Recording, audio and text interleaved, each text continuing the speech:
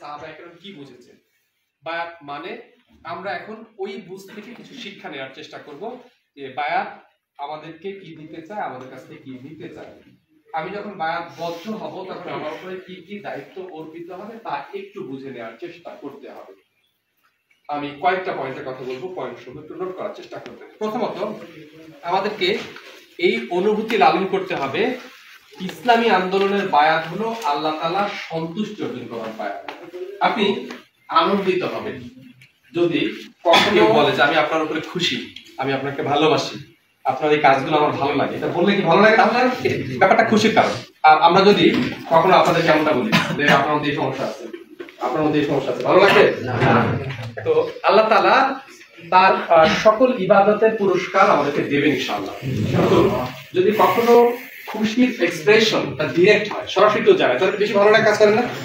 নামাজের জাযা রয়েছে, রোজার জাযা রয়েছে, আপনার যাকাতের জাযা রয়েছে, যত ভালো কাজ করবেন এর জাযা রয়েছে। বাট একটা ব্যাপারে আল্লাহ তাআলা এত বেশি খুশি হয়েছিলেন যে ওহীর মাধ্যমে আল্লাহ তাআলা তাৎক্ষণিক সাহাবায়ে কেরামকে জানিয়েছেন তার সন্তুষ্টির কথা।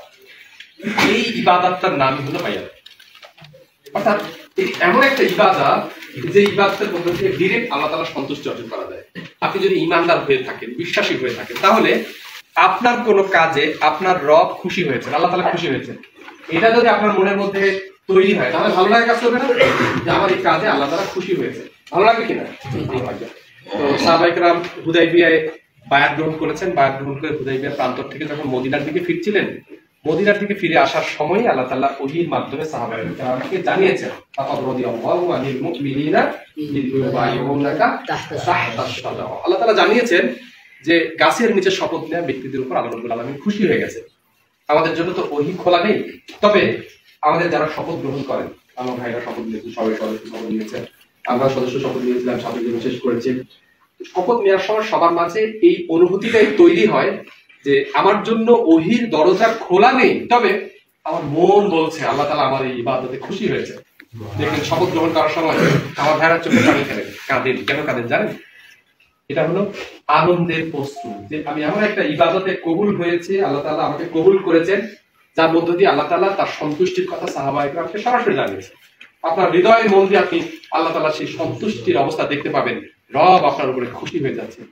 আমরা ইসলামী আন্দোলনের জন্য শপথ গ্রহণ করব ডিরেক্ট আল্লাহর সন্তুষ্টি অর্জন করার জন্য।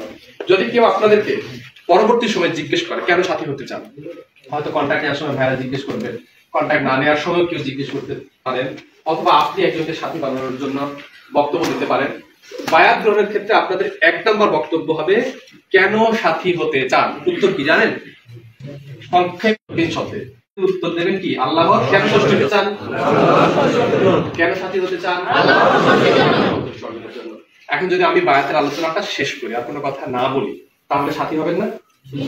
কারণ আপনারা বড় সুসংবাদটা জেনেছেন, সাথী হলে এর জন্য মহান আল্লাহ তাআলা আপনার উপরে খুশি।